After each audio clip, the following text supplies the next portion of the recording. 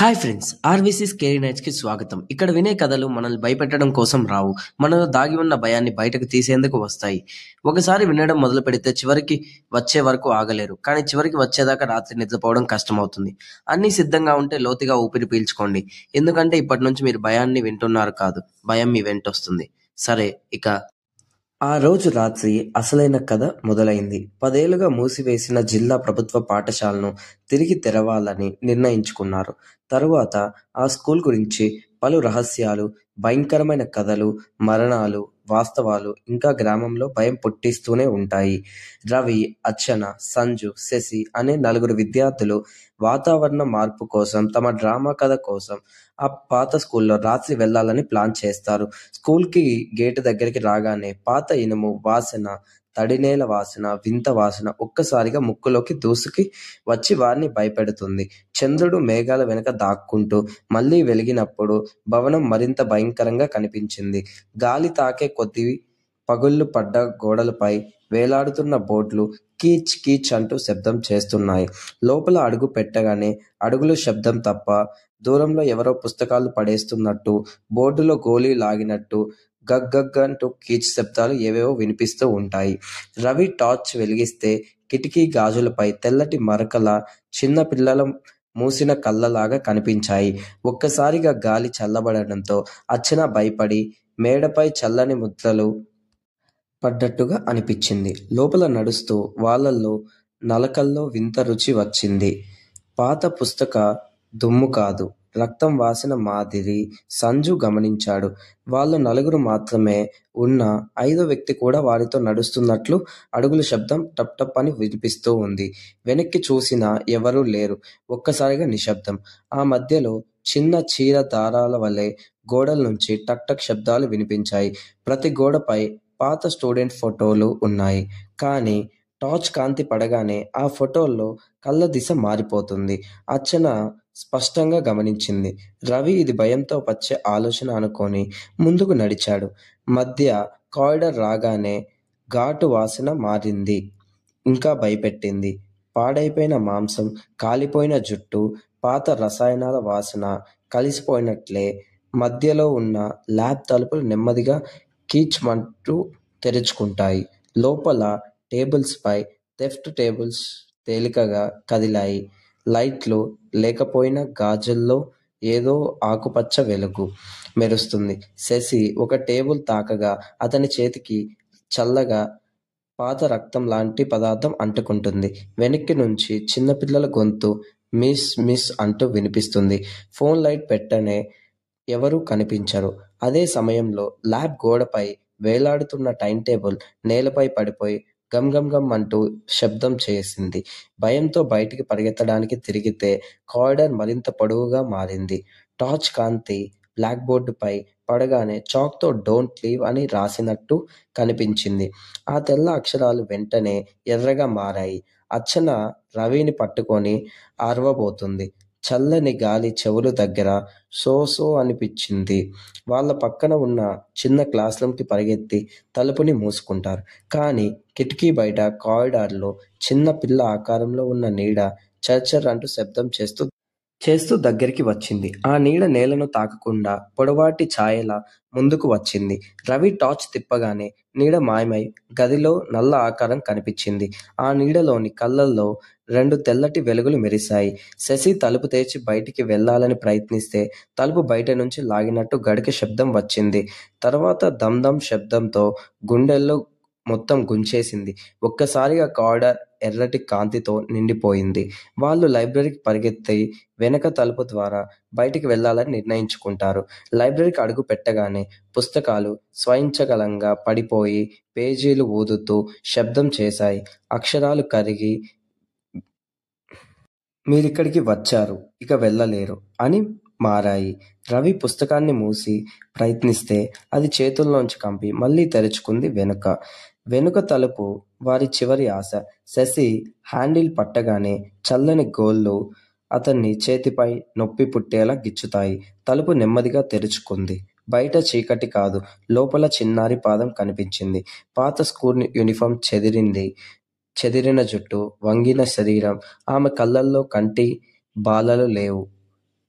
పూర్తిగా తెల్లగా ఆమె దగ్గరికి అడుగెత్తే పాదాలు కదిపింది. కానీ శబ్దం రాలేదు. అకస్మాత్తుగా పుస్తకాలు గాల్లో ఎగురుతూ చుట్టూ తిరిగి 4 తలుపు మూసుకి వెనక్కి అలా జరుగుతూ ఉంది. ఆ చిన్నారి దగ్గరికి వచ్చి ఇలా చెప్పింది. నా పేరు తెలుసుకుంటే మాత్రం మీరు బయటికి వెళ్తారు. లేకపోతే మీరు కూడా ఈ స్కూల్లో శాశ్వత విద్యార్థులవుతారు. మాట పూర్తి అవ్వగానే లైబ్రరీ చీకటిలో మునిగిపోయింది. చివరిగా ఒక ఎర్రటి కాంతి వెలుగు మాత్రమే మెరుస్తూ కనిపించింది. ఆ కంటి వెలుగు ఎవరిది? ఆ చిన్నారి తర్వాత ఆ క్షణంలో అసలైన భయం మొదలైంది. ముగ్గురు అబ్బాయిలు, అచ్చన నలుగురు ఊపిరి కూడా బిగబట్టి నిలబడిపోయారు. చుట్టూ చీకటి అంతగా పెరిగిపోయింది. కాబట్టి వాళ్ళ టార్చులు ఒక్కసారిగా వెలగడం ఆగిపోయినాయి. కేవలం ఆ చిన్నారి కళ్ళ దగ్గర నుంచి వచ్చిన ఎర్ర వెలుగు మాత్రమే మెరుస్తూ ఉంది. ఆ శాంతమైన నిశ్శబ్దంలో ఆ కాంతి మెరవడం కూడా భయాన్ని మరింతగా పెంచుతుంది. అర్చన వణుకుతూ రవిని చేతితో పట్టుకుంది. రవి చెయ్యి చెమటతో పూర్తిగా తడిచిపోయింది. ఆ చెమటలో కూడా ఏదో వింత పుల్లటి వాసన వచ్చింది. అది వాళ్ళ భయంతో వచ్చిందా, లేక చుట్టూ ఇంకేదైనా ఉందా అనే అనుమానం వాళ్ళ గుండెల్లో దడ పుట్టించింది. ఎర్ర కాంతి వెలుగు నెమ్మదిగా వాళ్ళ దగ్గరికి వస్తుండటంతో నలుగురు వెనక్కి వెళ్లాలని ప్రయత్నించారు. కానీ పుస్తకాలు ర్యాక్లు స్వయంగా కదిలి వాళ్ళ దారిని మూసేశాయి. లైబ్రరీలో ఒక్కసారిగా చల్లటి గాలి దూసుకొచ్చింది. ఆ గాలి తాకిన వెంటనే వాళ్ళ చేతుల మీద, మెడ మీద మంచు నీళ్లు పడినట్లు చల్లదనం అనిపించింది. అలాగే పొడవైన దుస్తులు, పాత కాగితాలు, బుడదవంటి వాసన ఒక్కసారిగా ముక్కులోకి వచ్చింది. అది చాలా తీవ్రమైనది, భరించలేని వాసన. సంజు సహాయం కోసం ఫోన్ వెలిగించడానికి ప్రయత్నించాడు. స్క్రీన్ మీద పగళ్లు పడ్డాయి. హఠాత్తుగా స్క్రీన్ వెనక్కి వైపు రక్తం రాసినట్లుగా స్టే అని కనిపించింది. ఆ సమయంలో పిల్లలు నవ్వుతున్నట్లు, నవ్వు కూడా కేకలు అన్నట్లుగా అర్థం కాని చాలా భయంకరమైన శబ్దం వల్ల చెవులు దగ్గర తిరుగుతూ ఉంది. లైబ్రరీలో మధ్య ఉన్న పాత చెక్క టేబుల్ మీద ఏదో బరువైనది పడినట్లుగా గట్టిగా అనిపించింది. పాత పెన్సిల్స్, పేపర్లు గాల్లోకి లేచాయి. పుస్తకాలు, పేజీలు పక్షులు ఎగురుతున్న తీరులో ఎగిరాయి. రవి టార్చర్ మళ్ళీ కొట్టగానే అది వెలిగింది. కాంతి టేబుల్ మీద పడ్డ వెంటనే వాళ్ళు షాక్ అయ్యారు. టేబుల్ పై రక్తంతో తడిసిన పాత హాజర్ రిజిస్టర్ ఉంది. రిజిస్టర్ మొదటి పేజీలో క్లాస్ 4 మరణించిన స్టూడెంట్స్ అటెండెన్స్ అని రాసి ఉంది. రిజిస్టర్ మధ్యలో ఎర్ర దారంతో కట్టిన పేజీ నెమ్మదిగా తిరిగి ఒక పేరుపై ఆగింది. ఆ పేరు చూసిన వెంటనే అర్చన శరీరం వణికిపోయింది. నేహ. అవును, తలుపు వద్ద కనిపించింది అదే చిన్నారి. తర్వాత రిజిస్టర్ చివరి పేజీ స్వయంగా తెరుచుకుంది. అక్కడ టుడేస్ ఎంట్రీ అని కనిపించింది. రక్తం కొద్దిగా కదులుతున్నట్లుగా నలుగురు పేర్లు ఒక్కొక్కటిగా రాసుకుపోయాయి. రవి, అర్చన, శశి, సంజు. అర్చన ఏడుస్తూ, మనం ఇంకా చనిపోలేదు కదా, మరి మన పేర్లు ఎందుకు అని అడిగింది. ఆ పాట పూర్తవక ముందే లైబ్రరీ గోడల్ని బ్లాక్ బోర్డులుగా మారి చాక్తో you are next, you are next అని చాలా వేగంగా రాయడం మొదలైంది. చాక్ శబ్దం అంత ఘడంగా ఉంది కాబట్టి చెవులు పగిలిపోయేంతగా అనిపించింది. రవి బయటికి వెళ్ళాలి అని కేక పెట్టి కారిడార్ వైపు పరిగెత్తాడు. మిగతా వారు వెంటనే పరిగెత్తారు. కానీ కారిడార్ ఇంకా భయంకరంగా ఉంది. అక్కడ పిల్లల నీడలు లైన్లుగా నిలబడి వాళ్ళని చూస్తున్నట్లుగా ఉన్నాయి. కానీ కళ్ళు లేవు, నల్ల బొట్లు మాత్రమే. వాళ్ళ దగ్గరికి వెళ్ళగానే ఆ నీడలు గోడల్లో కలిసిపోయాయి. కారిడార్లో తీవ్రమైన పొడవైన వాసన ఉంది. శశి జారిపడగా నేలపై అతుక్కున్న రక్తంపై చేయి పడింది. మొత్తం కారిడార్ రక్తంతో తడిసిపోయింది. వాళ్ళు నడిచిన చోటు పాదముద్రలు మిగిలాయి. వాళ్ళు ఒక క్లాస్ రూమ్ తలుపు తెరిచి లోపల పరిగెత్తారు. గది లోపల పిల్లల డెస్కుల చుట్టూ వలయంలా అమర్చబడి ఉన్నాయి. ప్రతి డెస్క్ మీద పిల్లల బొమ్మలు కూర్చున్నాయి. అవి సాధారణ బొమ్మలు కాదు. కనురెప్పలు తెగిపోయాయి. నోళ్లు సూదులతో కుట్టిబడి ఉన్నాయి. శశి ఒక బొమ్మకు చేయి తాకగా అది చనిపోయిన చర్మంలా అనిపించింది. ఆ దుర్వాసనతో అర్చన వాంతి చేస్తానని బయటకు వెళ్ళడానికి ప్రయత్నించింది. తలుపు స్వయంగా ధమ్మంటూ మూసుకుపోయింది.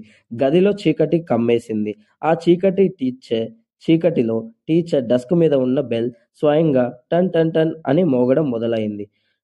మోగింపు తర్వాత ప్రతిసారి వాళ్ళు వెనక్కి చిన్నారి శ్వాస వినిపించింది. ఎవరో నడుస్తున్న వల్లే అని, చిన్నగా కానీ చాలా భయంకరంగా. అంతలో సంజు టార్చ్ వెలిగించాడు. గది మూలల్లో నేహ నిలబడి ఉంది. ఈసారి ఆమె ముఖం అరకు చిరిగిపోయి ఉంది, సగానికి చీలిపోయి ఉంది. దిగువ దవడ చీలిపోయి వేలాడుతున్నట్లు కనిపించింది. అర్చన వెనక్కి తగ్గుతుండగా నేహ చేతిపై కి ఎత్తింది. వెంటనే అన్ని బొమ్మలు తలలు వాళ్ళ వైపు తిరిగాయి. ఆ నల్లగా పొడవైన కళ్ళతో వాళ్ళని చూడడం మొదలుపెట్టాయి. మరొకసారి నేహ చేతిని నేలకు చాపగానే నేల పగిలిపోయినట్లు తిరిగి మధ్యలో ఖాళీ స్థలంలో పాత రికార్డు ప్లేయర్ బయటికి వచ్చింది. సూది మీద రక్తం ఉంది. చుట్టూ నల్ల జుట్టు చిక్కుగా ఉంది. ప్లేయర్ స్వయంగా ప్లే అయింది. ఏడుపు కాదు, నవ్వు కాదు. ఒక మాట మళ్ళీ మళ్ళీ వచ్చింది. Attendance, attendance, attendance. శశి అరవబోతే నేహ అతని చెవి దగ్గరికి వచ్చి బిగ్గరగా హాజరు చెప్పు అని అరిచింది. ఆ క్షణంలో గదిలోన మరే మూల నుంచి ఇంకొక చిన్నారి నీడ బయటకు వచ్చింది. నేహ చెవిలో ఏదో చెప్పింది. అప్పుడు నేహ నవ్వుతూ నలుగురు వైపు చూసి ఇలా అంది. ఇక్కడ ఇంకొకరు ఉన్నారు. మీలో కాదు, కానీ మీ వెనక వస్తున్నాడు. అదే క్షణంలో వాళ్ళ వెనక నుండి ఎవరో బిగ్గరగా ఊపిరి తీసుకున్న శబ్దం వినిపించింది. ఇంతటితో ఎపిసోడ్ 2 ముగియింది. ఎపిసోడ్ 3 కోసం వేచి చూడండి. లైక్ చేయండి, షేర్ చేయండి, సబ్స్క్రైబ్ చేయండి, కామెంట్ చేయడం మర్చిపోకండి. అలా ఊపిరి తీసుకున్న శబ్దం వినిపించింది. వాళ్ళు వెనక్కి తిరిగి చూశారు. ఎవరో బరువుగా ఊపిరి తీసుకున్న శబ్దం వినగానే నలుగురు ఒక్కసారిగా షాక్కి గురవుతారు. అర్చన టార్చ్ వెలిగించగానే అక్కడ ఎవరూ కనిపించరు. కానీ నేలపై మనిషి ఆకారంలో పొడవాటి నీడ కదులుతూ వాళ్ళ వైపు వస్తున్నది చూసి గుండెలు జారిపోయింది. రవి ఇప్పుడే ఇక్కడి నుంచి వెళ్ళాలి అని కేక వేయగానే వాళ్ళు తలుపు వైపు పరిగెత్తితే కారిడార్ మొత్తం భయంకరమైన దుర్వాసనతో నిండిపోయింది. చిన్న చిన్న అడుగులు, శబ్దాలు, బల్లలు కదిలిన శబ్దాలు, పుస్తకాలు మూసిన శబ్దాలు కలిసిపోయాయి. చెవులు చెదిరేంతగా వినిపించాయి. గోడలపై వేలాడుతున్న పాత ఫోటోలు నోటిని తెరిచి కేకలు వేస్తున్నట్లుగా కనిపించగా వాటి కళ్ళ రక్తం కారినట్టుగా ఎర్రగా మెరవడంతో అర్చన కేక పెట్టి స్థితికి వచ్చింది. సంజు 3వ అంతస్తుకు వెళ్ళాలి, అక్కడి నుంచి బయటికి వెళ్ళాలని మార్గం ఉంటుంది అని చెప్పడంతో వాళ్ళు మెట్ల వైపు పరిగెత్తారు. కానీ మెట్లు కింద నుంచి చిన్న పిల్లలు పాడినట్టుగా వినిపించిన శబ్దం క్రమంగా వస్తూ ఉంది. ఆ అరుపుల్లో నన్ను తీసుకో అని వినిపించడంతో అంతా గండి కట్టిపోయారు. అర్చనకు భుజం మీద చల్లగా ఏదో జుట్టు తాకినట్టుగా అనిపించింది. వెనక్కి తిరిగేసరికి ఎవరూ లేకపోయినా నేలపై ఉన్న పొడవాటి జుట్టు మీద పాములాగా కదులుతూ అంధకారంలో కలిసిపోయింది. వాళ్ళు మెట్లు ఎక్కుతుండగా కింద నుంచి అదే ఊపిరి శబ్దం దగ్గరవుతూ ఉండడంతో భయం మరింత పెరిగింది. 3వ అంతస్తుకు చేరగానే అది పాఠశాల కాకుండా పాడైన శవాల గదిలాగా కనిపించింది. రక్తం, పాడిన మాంసం, వైద్యు మందులు వాసన, ఊపిరాడినంతగా భయంకరమైన వాసన వచ్చింది. నేలపై మొత్తం పాత యూనిఫామ్ ముక్కలు చెల్లాచెదురుగా పడి ఉన్నాయి. గోడకు పిల్లల వేలిముద్రలు నల్లగా రాసినట్టు ఉన్నాయి. కారిడార్ చివర తలుపు స్వయంగా తెరుచుకోవడంతో వాళ్ళు గదిలోకి వెళ్ళగానే బ్లాక్ బోర్డ్ పై ఎర్రగా ఎండిన రక్తంతో 3rd floor resting place of students అని రాసి ఉంది. దీని అర్థము 3వ ఫ్లోర్లో పిల్లలు విశ్రాంతి తీసుకునే గది అని రాసి ఉంది. అక్కడున్న పాత పుస్తకాల్లో ఒకటి కింద పడగా దానిలోంచి ఒక చిన్నారి పాడిపోయిన ఐడి కార్డు బయటికి జారింది. అందులో ఉన్న పేరు నేహ అని కనిపించగానే గదిలో చల్లని గాలి, చిన్నపిల్లల అడుగులు, చెవిలో నా ఐడి నీ దగ్గరికి ఎలా వచ్చింది అని చిన్న గలం వినిపించడంతో అర్చన షాక్లో ఉంది. వెంటనే పైనుంచి రక్తపు చుక్కలు రవిపై పడడం గమనిస్తారు. సీలింగ్ పగిలి పాత స్కూల్లో బ్యాగ్ పడటం, దానిలోంచి దుర్వాసన రావడం, అందులో ఉన్న నోట్బుక్ చివరి పేజీ తానే తిరిగి మమ్మల్ని ఇక్కడికి మూసేశారు అని చూపించడంతో అలా ఇవన్నీ చూస్తూ అందరి చేతులు కలిసినట్టయింది. ఫోటోలో నేహ సహా 10 మంది పిల్లలు ఉన్నారు. కానీ అందరి ముఖాలపై నల్లటి మచ్చలు వేసి కేవలం నేహ ముఖం మాత్రం స్పష్టంగా ఉండడం చూసి అర్చన గుండె దడపడింది. వెంటనే కారిడార్ లోపల పెద్ద మహిళ కేక రావడంతో గాలి ఒక్కసారిగా మండినట్టుగా మారింది. బ్లాక్ బోర్డ్ మీద అక్షరాలు తానే కదిలి దే ఆర్ కమింగ్ అని మారాయి. అంతలోనే బయట పెద్ద భారీ అడుగుల శబ్దం వినిపించింది. దమ్ దమ్ దమ్.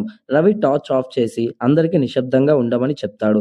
ఆ అడుగులు తలుపు దగ్గరికి రాగానే ఆ చీకటిలో గాలి కంపించేలా నెమ్మదిగా ఒక గలం వినిపించింది.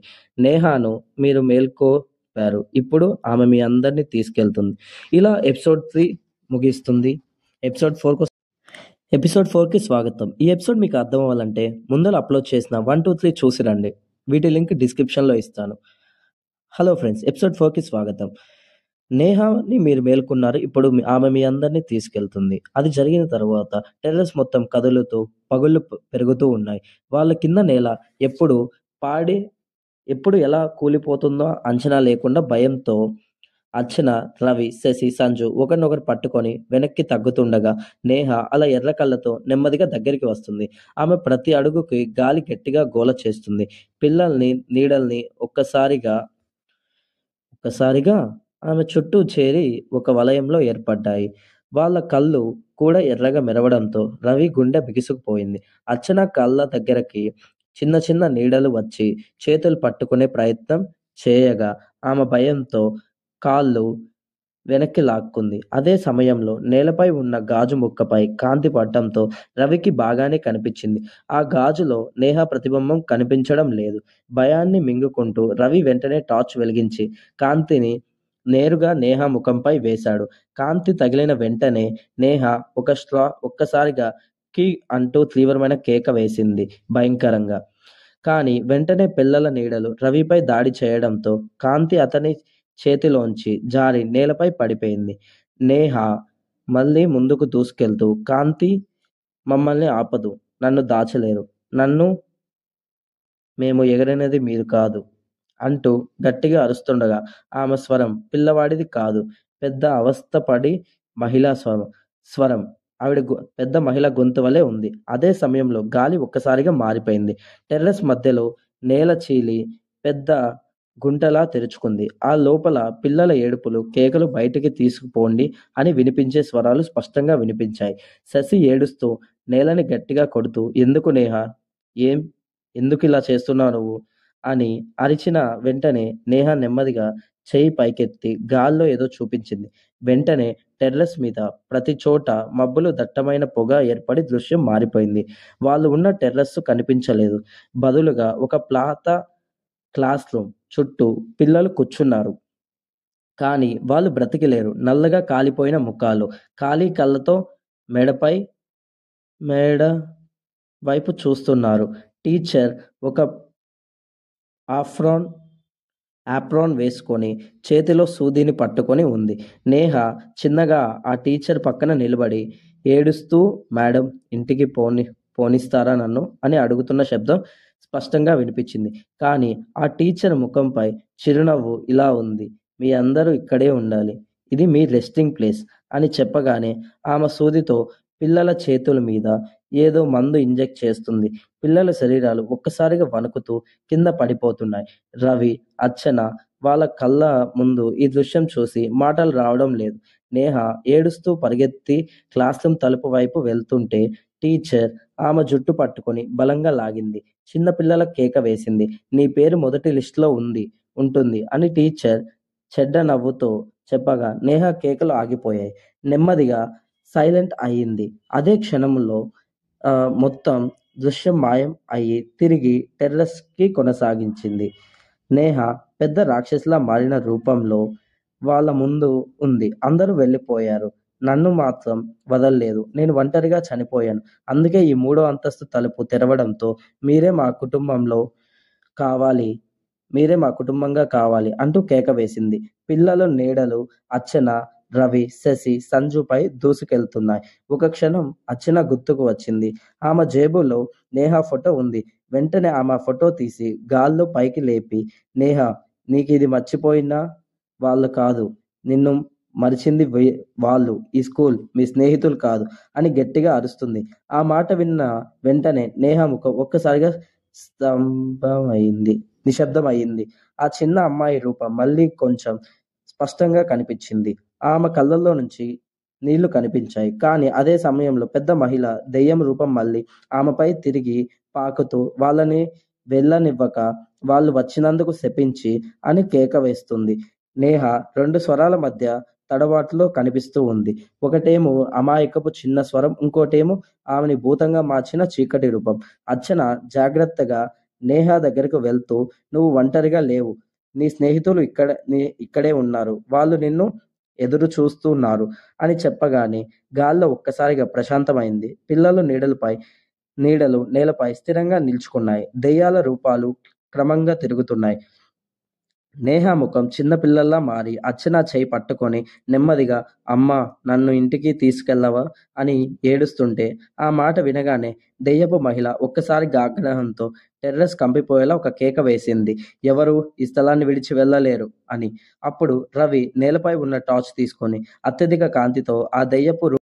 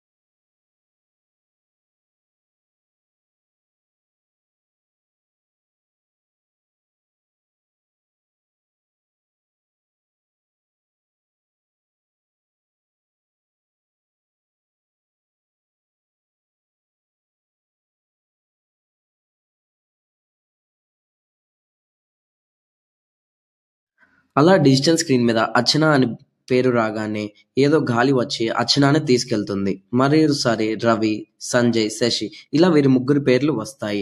ఇలా ముగ్గురికి రాగానే ఏదో గాలి వచ్చి వీళ్ళ ముగ్గురిని తీసుకెళ్తుంది. ఇంతటితో ఈ కథ ముగుస్తుంది. ఈ కథ యొక్క నీతి ఏంటంటే మనం జీవితంలో సరదా కోసం చేసే పనులు ఎన్నో భయంకరమైన వాటికి దారి తీస్తాయి. కొన్నిసార్లు మన ప్రాణాలే పోవచ్చు. సో ప్రజలు చెప్పేది నమ్మండి. ఎందుకంటే ఒకరు చెప్తున్నారంటే వాళ్ళ యొక్క అనుభూతి నుంచి చెప్తారు. ఎందలికి సాగితే అందరి జీవితాలు ఎంతో బాగుంటాయి. సో ఫ్రెండ్స్, ఇంతతో కథ ముగుస్తుంది. Thank you. కథ నచ్చిందా? లైక్ చేయండి. మరింత భయంకరమైన కథలు వినాలంటే షేర్ చేయండి. ఆర్వీసీ స్కేరీ నైట్స్కు సబ్స్క్రైబ్ చేయండి. బెల్ ఐకాన్ ఆన్ చేయడం మర్చిపోకండి.